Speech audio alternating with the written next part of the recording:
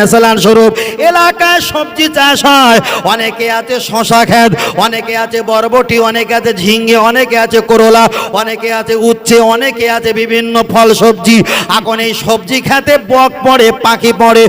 কাঠবিড়ালি, বিল্লু, চুহা, ইঁদুর, অনেক রকমের প্রাণী এসে এই ফলটাকে ক্ষতি করে দেয়। বাবাজি কি করেছে, ওই পাখিগুলো তাড়ানোর জন্য